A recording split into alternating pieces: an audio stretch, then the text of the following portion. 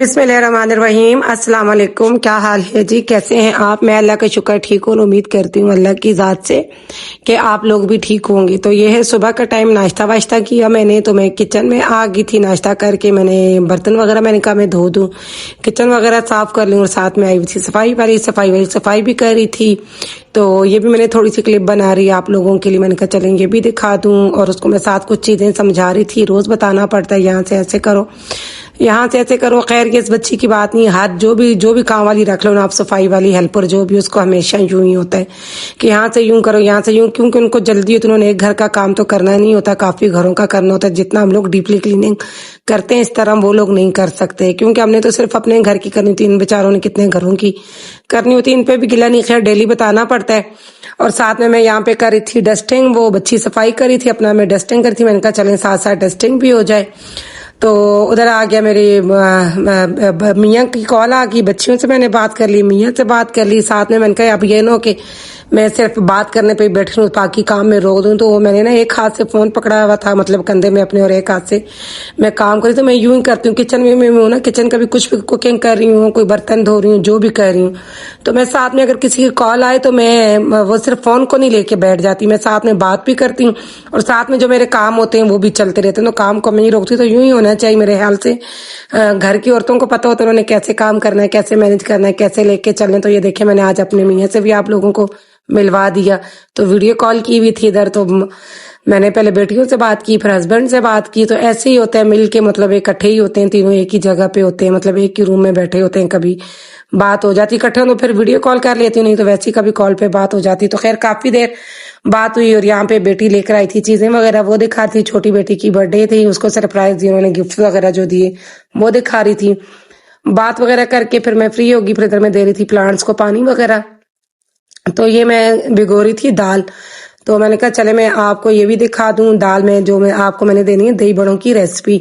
तो मैंने लिए मूंग और माश दोनों की मिक्स दाल। आप चाहें तो खाली आप माश की दाल की भी बना सकते हैं, पर मुझे खाली माश की दाल के बड़े अच्छे नहीं लगते, तो इसलिए ना मैंने मूंग और माश दोनों के ले लिए सेम क्वांटिटी में, ठीक है। तो उसको मैंने भिगो दिया, 2 से 3 घंटे मैंने भिगो के रख दिया। और साथ में मेरी जो खट्टी मीठी चटनी होती वो खत्म हुई हुई थी, तो मैंने कहा वो भी बना लूं, क्योंकि वो ना मेरे फ्रिज में हर वक्त पड़ी रहती है, साल के 12 महीने, तो खत्म होगी। तो मैंने कहा चलें वो भी बना लेती हूँ। दाल को मैंने भिगो दिया, 2 से 3 घंटे मैंने भिगो दिया, तो इतना टाइम इनफ होता है दाल के लिए, उसको फूलने के लिए। तो उसके बाद मैंने उसको ब्लेंडर में डाल दिया, डाल के उसमें मैंने थोड़ा सा पानी डाला। आप कोशिश करें कि पानी जितना कम हो उतना ही अच्छा होगा। और साथ में मैं बाहर आपको दिखा रही थी, मून नजर आ रहा था, चांद ना तो बहुत प्यारा लग रहा था, छोटा सा भी नया, वो मतलब है वो नया चांद चढ़े तो अच्छा लग रहा था। मैंने साथ में उसकी भी एक क्लिप आप लोगों के लिए बना ली, पता नहीं फोकस हो रहा था या नहीं हो रहा था, सही क्लियर नजर आ रहा था कि नहीं। तो वो मैंने इसको ब्लेंड कर लूंगी। और इधर मैंने ले ली इमली, ले ली मैंने, जो एक पैकेट होता है वो मैंने ले ली, लेके उसको मैंने पानी में डाल दिया। डाल के आज मैं आपको चटनी की भी रेसिपी दे रही हूँ, जो खट्टी मीठी चटनी होती है, और दही बड़ों की भी दे रही हूँ। तो वो मैंने डाल दी, साथ में मैंने थोड़ी सी अजवाइन डाल दी उसमें, पानी में इमली डाल दिया मैंने, साथ में दादन मिर्चें डाल दी मैंने, रेड चिली पाउडर डाल दिया, और साथ में मैंने हींग डाल दी। आपके पास हींग या सौंठ दोनों में से कुछ भी हो वो आप डाल दें। जो मेन इंग्रेडिएंट होता है कहलें वही होते हैं, उससे ज्यादा अच्छा टेस्ट आता है।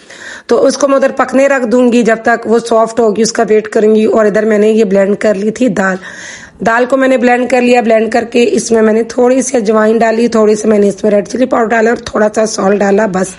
और कुछ भी मैंने नहीं डाला, और मजीद कुछ डालने की जरूरत भी नहीं है। अब यहाँ पे थोड़ा सा मेहनत का काम शुरू होता है।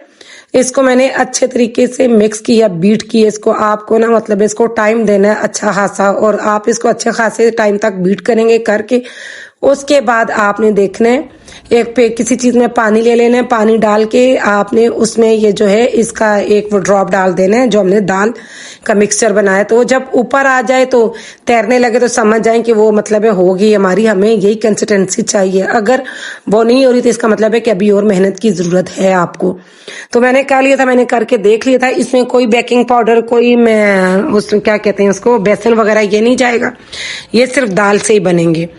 तो ये करते करते साथ में मेरी होगी थी इमली भी जो वो सॉफ्ट होगी तो उसको भी मैं कर दूंगी। उसके जो बीज हैं वो अलग कर लूंगी और उसको मैं अलग करके छान लूंगी। छान के उसको दोबारा से मैं पकने के लिए रख दूंगी और उसमें मैं डाल दूंगी चीनी। चीनी आप जितना खट्टा जितना मीठा रखना चाहें अपने हिसाब से डाल दें। मैंने कोई नाप तोल के नहीं डाली, मैंने अपने अंदाजे से ही डाली है। तो ये मैंने फिर साथ में ऑयल ले लिया कढ़ाई में ऑयल लेके उसमें मैंने जो भलों का वो होता है वो भले मैंने डाल दिए पकने के लिए। वो पक रहे थे और बाकी मैं चीजें आपको दिखा रही थी जो जाएंगी उसमें जो हमारे बड़ों के मसाले में जाएंगे। और ये हमारी चटनी यहाँ पे तैयार हो गई थी। तो इसमें मैंने थोड़ा सा विनेगर भी 2 से 3 टेबल स्पून मैंने इसमें विनेगर भी डाल दिया था। ठीक है, तो उसके लिए मैंने बड़ों के लिए बाकी जो लिए टमाटर कटे हुए मैंने लिए थे, आलू लिए थे और मैंने लिया था प्याज लिया था और चने मैं लाजमी डालती हूँ, मस्ट है चने। आप डालना चाहें डालें, ना डालना चाहें ना डालें, पर मैं जो बाजार वाले स्टाइल में बना रही हूँ जैसे बाजार से मिलते हैं तो मैं बिल्कुल उसी तरह के बना रही हूँ। तो ये मैंने यहाँ पे इसका जो बड़ों का मिक्सचर है वो ज्यादा बनाया था। तो मुझे इतने चाहिए नहीं क्योंकि मैं एक ही बनता हूँ या मेरी बेटी थोड़ी बहुत खा लेगी, तो मैं अपने हिसाब से थोड़े से बनाऊंगी। बाकी मैं एज इट इज उठा के सिर्फ बड़ों को मैं फ्रीजर में डाल दूंगी, उसको ना किसी चीज में डाल के। तो जब मुझे नेक्स्ट टाइम चाहिए तो इनको मैं निकाल के पानी में डाल के फिर यूज कर लूंगी। तो ये देखिए ये यहाँ पे मेरे अच्छे तरीके से सोक हो गए थे बड़े। इनको मैंने फिर जैसे मैंने फ्राई करके निकाला साथ में मैंने पानी रखा था, पानी में इनको मैं डालती गई। तो ये हो गए थे। तो इसके बाद मैंने इनका पानी हाथ से अच्छे तरीके से मैंने निचोड़ लिया था। निचोड़ के मैंने, आपने ये ख्याल रखना है पानी निचोड़ते वक्त कि जो इसकी शेप है वो ना खराब हो।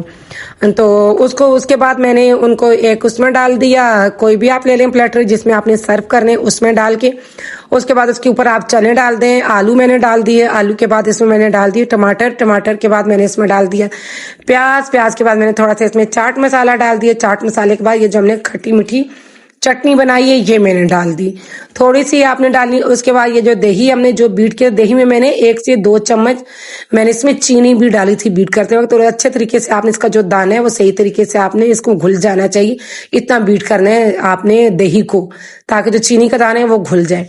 तो ये देखें उसके बाद फिर मैंने इसके ऊपर चटनी से दही डाल के फिर मैंने जो चटनी है इसको गार्निश कर लिया और ऊपर मैंने डाल दिया चाट मसाला। चाट मसाले के बाद मेरे पास थी सेव थी पड़ी हुई, ये मैंने डाल दी। नींबू जो थी वो मैंने डाल दी। आपके पास अनार हो तो अनार डाल दे, मेरे पास अनार नहीं थे तो इसलिए मैंने अनार नहीं डाले। तो आई होप आज की वीडियो आपको अच्छी लगी होगी, दही बड़ों की रेसिपी भी आपको अच्छी लगी होगी। लाइक सब्सक्राइब एंड शेयर कर दीजिएगा। मिलती हूँ आपसे नेक्स्ट वीडियो में। अल्लाह हाफिज।